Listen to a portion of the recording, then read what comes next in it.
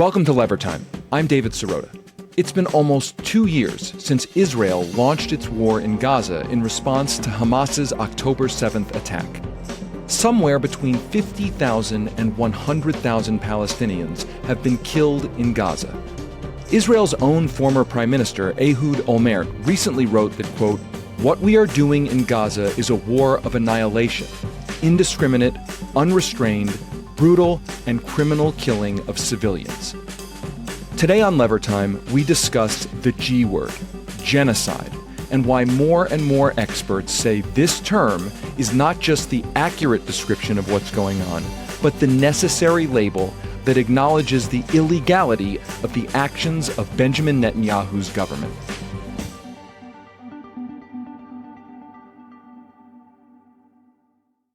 Is Israel committing genocide in Gaza? In 2024, Republican Senator Tom Cotton asked President Biden's Defense Secretary Lloyd Austin this question at a Senate hearing as Israel was escalating its violence against Palestinians in the Gaza Strip. Senator Cotton, we don't have any evidence of genocide being created. So that's a no. Israel's not committing genocide in Gaza. We don't have evidence of that, to Thank my you. knowledge. Yeah. To defenders of Israeli Prime Minister Benjamin Netanyahu's government, Austin's answer seemed justified. They argue that after the October 7th attack, Israel is merely defending itself and trying to root out Hamas, not trying to target Palestinian civilians for elimination. That was Vice President J.D. Vance's argument when he was recently asked about the topic by comedian Theo Vaughn. I don't think it's a genocide because I don't think that the Israelis are purposely trying to go in and murder every Palestinian. I don't think that's what they're doing.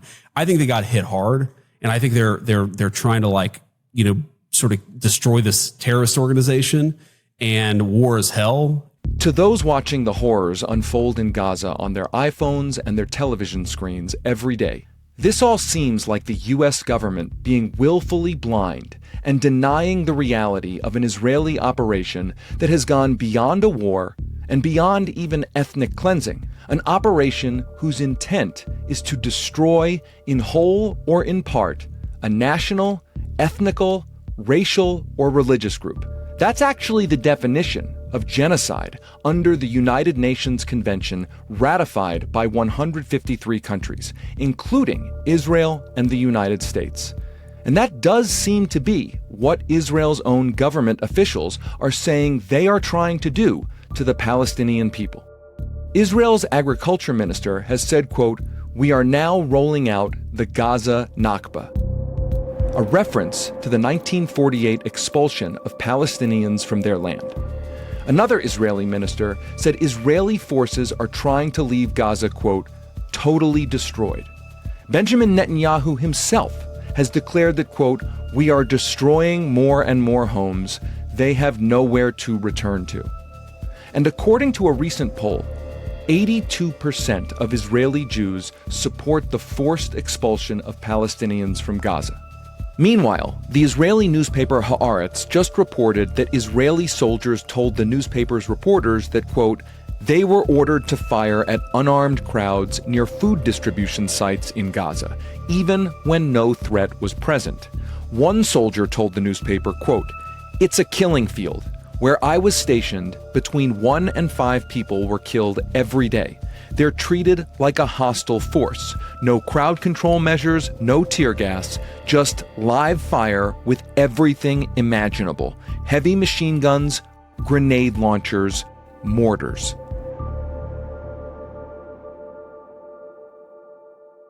As a Jewish person, I know that Jews have a tough time hearing the word genocide used to describe the actions of a government operating in the Jewish religion's name. It's a word that brings up images of the Holocaust and prompts questions like, how could people whose ancestors experienced a genocide later commit a genocide? But I think that's a cop-out. I don't buy the idea that the descendants of genocide survivors cannot themselves commit a genocide.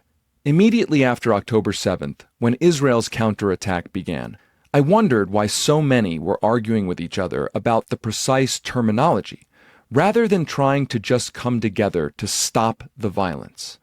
But since then, I've come to understand that language really does matter here. It matters both in terms of legal ramifications and also for how we psychologically process what's going on. And I believe that if we don't use precise and accurate language, no matter how painful, we run the risk of normalizing what should never be normalized. The motto is never again. It is not never again except this once. A recent column by Washington Post analyst Shadi Hamid dove deep into the meaning of the word genocide and why he argues it applies in the Israel-Palestine situation. Shadi is a professor of Islamic studies at Fuller Seminary and author of several books, including The Problem of Democracy and Islamic Exceptionalism. I'd spoken with him immediately after October 7th, and after his new column appeared, I asked him back on this show. I started out by asking him why genocide has been such a difficult word for so many Americans to even consider when they look at this horrible conflict. So I think in the popular imagination, genocide has a certain connotation. People aren't really aware of the legal definition as stated by the UN Genocide Convention. So they have this idea that genocide is equal to the Holocaust and that it has to rise to that level of systematic elimination of an entire people. And the whole point of using the word genocide after World War II was that it wouldn't just be about the Holocaust. The idea was that this should never happen again, and to come up with a definition that could encompass more than one case. But I think for a lot of Americans, because genocide equals that particular thing, you get a lot of confusion around it and people don't feel comfortable using it. I do think a lot of Americans are aware of subsequent genocides. They don't maybe get as much attention as they deserve, the Bosnian genocide, the Rwandan genocide. So it's not as if we never use the word. The word is used in different contexts. I didn't use the word genocide until well into the Gaza war. And I was reluctant at first, and I came around to it. And one concern I had, and it's still a concern that I have, honestly, is that for my Jewish American friends, more understandably than some like random American, there is more of that intimate connection between the word genocide and the Holocaust. And I think for some American Jews, it's just really hard to even think that a state that claims to be the Jewish state could be capable of genocidal acts. And I think I was comfortable back then with just like, hey, if everyone could come around to a consensus that war crimes are being committed, that ethnic cleansing is being committed, that atrocities and mass killings are being committed, we're getting to something important without having to get into the terminology debates. But I do think it is important to call things as I see them as a writer and as an analyst. So I think at some point it was just like, this is getting a little bit too obvious and too explicit. It is clearly genocide, and the word fits, the definition fits. I think we have to use it. I think your column made a very compelling case that the word genocide is applicable and needs to be at minimum in the conversation. And so I want to drill down a little bit on that, because you just use the term ethnic cleansing. And there's a part of your column in the Washington Post where you make a distinction between ethnic cleansing and genocide as just an example. So I think that raises the question of what specifically are we talking about when that term is invoked, genocide? And how is it different from something like ethnic cleansing or broad-based war crimes? So ethnic cleansing is a little bit more narrow. It refers to the forced removal of a population from a given territory. Genocide can often include that, but it more explicitly involves the physical destruction of a group or part of a group. And that's taken from the UN Genocide Convention. And the convention is ratified by both Israel and the US, it should be noted. So the convention defined genocide as, quote, acts committed with intent to destroy in whole or in part a national, ethnic, racial, or religious group, end quote. Intent here is important, and I'll come back to that in a second. But the definition also lists examples of what those acts might be. And a few of them are killing members of the group, causing serious bodily or mental harm to members of the group, or deliberately inflicting on the group conditions of life calculated to bring about the physical destruction of the group. So those three examples, I think Israel in Gaza clearly meets them. It's not even close. The more difficult part of the definition is the question of intent, right? But for reasons that I'm not entirely privy to, leading members of the Israeli government have been explicit about their intent. It's really remarkable to see this because usually if you're committing atrocities, you try to hide behind euphemisms. You try to pretend that you're not doing the thing that you're doing. You're doing it under the cover of darkness. But when you have a situation where not just random Israeli officials, but Benjamin Netanyahu himself saying things like, quote, "We are destroying more and more homes. They have nowhere to return to," end quote. I mean, they're not even pretending that the goal is to defeat Hamas anymore. And then when you have someone like another member of the security cabinet, Smotrich, who's a member of a far-right party, saying that the goal is to leave Gaza totally destroyed, you have so many statements like this that intent becomes, you do have intent, in other words. And I think that that's what's so striking about the situation that we're in. There's no longer a pretense. And I think that in some ways, obviously that's horrific, but in other ways, you have to respect the clarity there. They have this desire to kill and destroy the Palestinian people as an organized group in Gaza. And they're just saying it outright.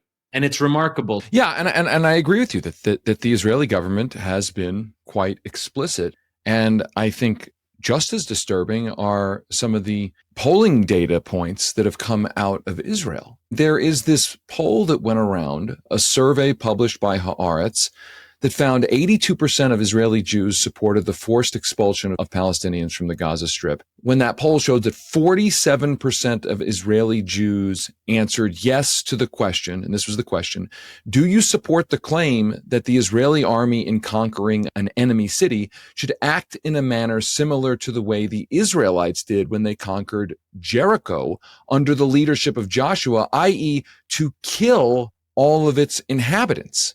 So I think genocide is clearly on the table.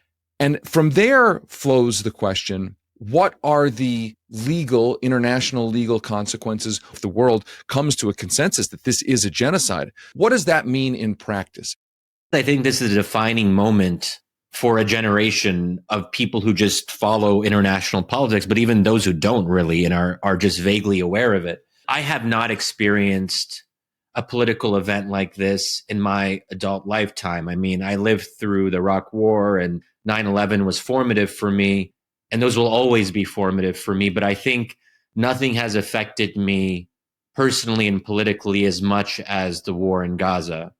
And I don't think I'll ever be able to come back from it. I think it's in a way that previous events have not. It's affected friendships. And that's actually been a really sad thing that we in America could pride ourselves that Muslims and Jews had positive, friendly relations with each other, unlike in, say, Europe, where it's much more tense between the groups. But just to see how now you go into a room and people assume the worst of the other, and there's this tension that kind of like hangs in the air when Muslims and Jews or Arabs and Jews are interacting with each other.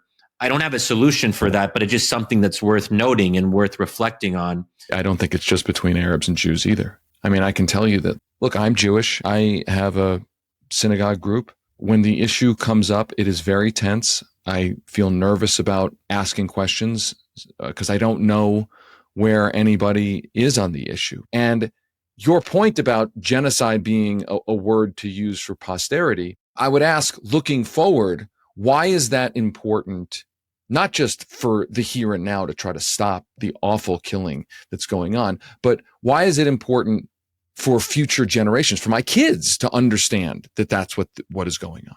Yeah. Well, I should say that there are legal implications. The problem is there's no one to enforce them. Of course. There are warrants out for the rest of members of the Israeli security cabinet, and Israeli officials wouldn't be able to travel certain places. But if the U.S. is against something happening, then whatever's in international law becomes null and void. That's just the world that we live in. Right. I think that if there's a genocide and you understand it as such, you have to stop it from continuing. But again, that requires the US to be on board. But that's normally what we would do. And that's actually one reason that the US State Department was reticent to use the word genocide when the Rwandan genocide was happening, because they knew that would compel action, that if they admitted that, it means there's a responsibility to act and to prevent the genocide from persisting.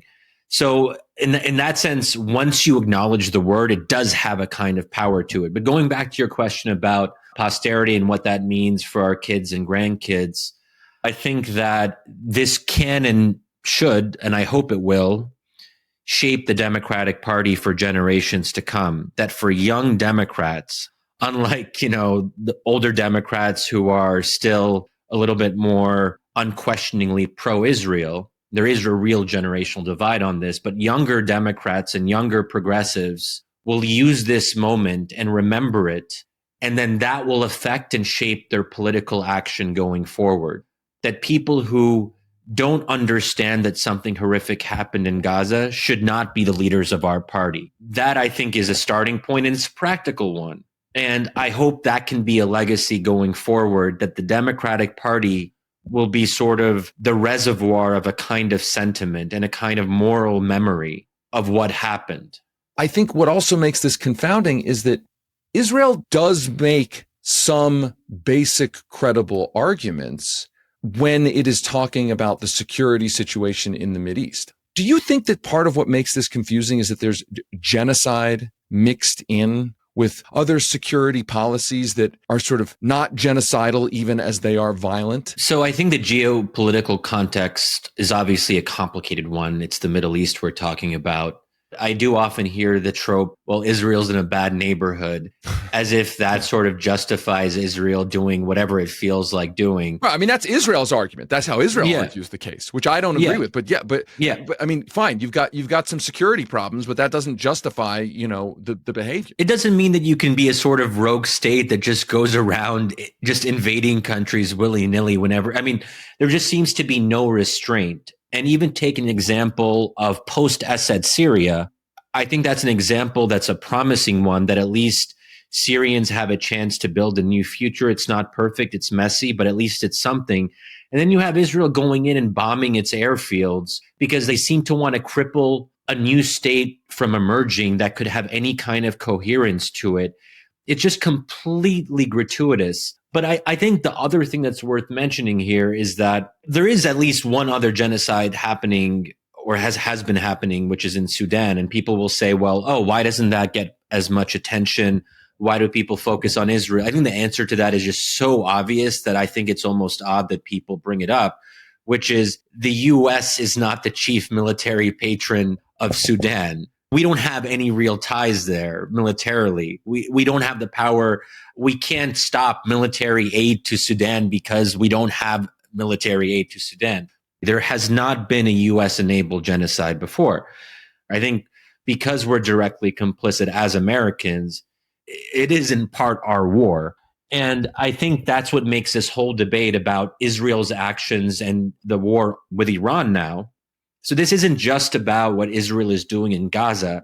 It's about what I would describe as a rogue state in the broader region that has no restraints on it. After the break, I ask Shadi Hamid what the United States actually wants to come out of Israel's violence in Gaza.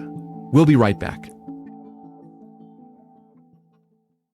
If you look at this situation and you see the U.S. government in cahoots with arming, funding genocidal acts in Gaza, and not really doing much of anything to restrain its own client state, the Israeli government, I wonder if you take the next jump to say, this is actually what the U.S. government wants. Like, if the U.S. government, if its policy is to essentially never restrain its client state, Israel, and if Israel is engaging in a genocide, is this actually what the U.S. national security establishment actually wants?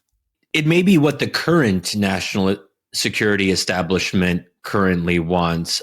I don't think that's set in stone. And when we talk about the US government or the US policy apparatus, it's ultimately made up of people, of individuals who have agency, and they can make choices and they're responsible for what they support or don't support. So I think there's a risk of talking about the US as if it's this structural thing that is immovable.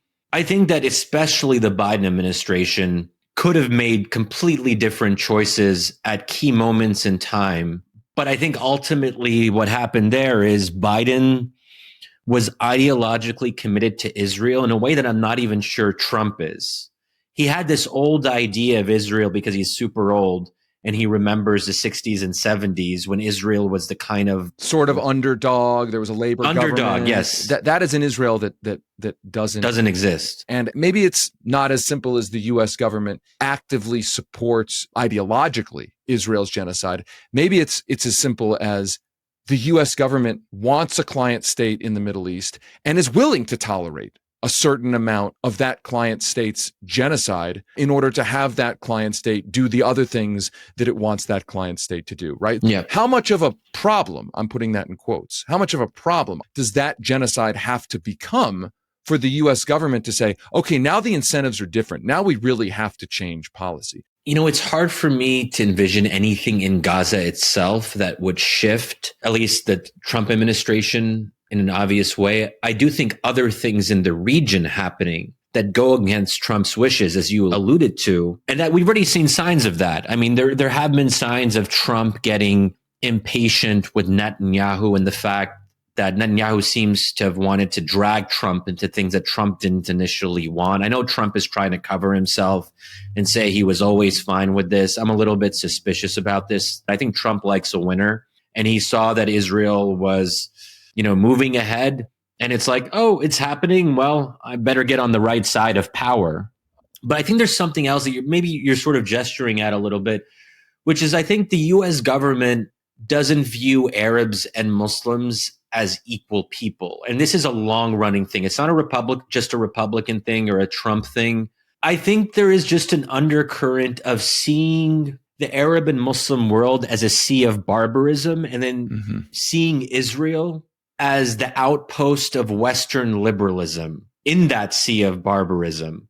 And you see this so much. I think it's actually very explicit now in how people are defending what Israel does in the region. They'll actually use this language, that Israel is the tip of the spear, that Israel represents Western civilization, and that Israel is fighting for the West. All these kinds of tropes. And I think people don't even realize what's underneath those tropes. Maybe if you ask them, they would say, of course, I'm not racist against Arabs or Muslims, but I think it's so ingrained because of the last several decades of U.S. foreign policy, the Iranian Revolution onwards to 9/11, the Iraq War, this sense that Arabs and Muslims are always fighting. They're always violent. It's a mess over there. I mean, it's very British Empire-ish, right? Exactly. The British Empire had its outposts all over the world, its colonies all over the world. And the idea was like, if you had your colony, your client state, whatever was necessary to keep down the local barbarians, if you will. Exactly. And I do think you're right. Underneath that, there really is, it is racism. What has to happen to prevent more loss of human life? What are the levers of power here? We've said now there's consensus, it's a genocide. What has to change? Or is this just inevitable? I think, David, that we need an opposition party. For sure. And I happen to think we just need an opposition party more broadly. I mean, the Middle East and foreign policy is one part of that, but a party that we can be proud of, that actually is vigorous in its conviction, that stands for something, even if I don't agree with some of those things. I just want to see a party that fights, because there are things worth fighting for. I worked in the policy space for a long time for an establishment think tank. So I've always been attuned to this idea that you have to be realistic about what you can accomplish in the real world of politics. And I don't actually have any expectation that a member of Congress will or even should use the word genocide, because I just think it would embroil them in unnecessary controversy. I do know of one or two Congress people who did read my Washington Post column on this and agreed with me privately But I don't expect them to share that publicly because they have to find a way to win. At the end of the day, there are forces, AIPAC and other unquestioningly pro-Israel organizations that make these members of Congress's lives miserable and want to primary them and cause them all kinds of problems. So if you have to sound a little bit more moderate, so be it. And I think there's also something to be said for expanding the Overton window. Yes. And I, as a columnist, can do that. And then I think it creates more space for members of Congress to just have positions that are in the middle. The middle is shifting. For those of us who are outside of government, we try to push the envelope and encourage people to think differently about things they may be uncomfortable thinking about. But then it's the job of policymakers to actually try to convert that into outcomes that are tangible and measurable. And I think that's a healthy way of looking at politics. Shadi, thank you so much for taking time today. Thanks so much for having me, David. Appreciate it. Thanks for listening to another episode of Lever Time. If you want to read Shadi Hamid's Washington Post column referenced in this episode, it's linked in our show notes. Lever Time is part of the Levers Investigative Newsroom and distributed by PRX. This episode was produced by Natalie Bettendorf. Our theme music was composed by Nick Campbell. I'm David Sirota. We'll be back later this week with another episode of Lever Time.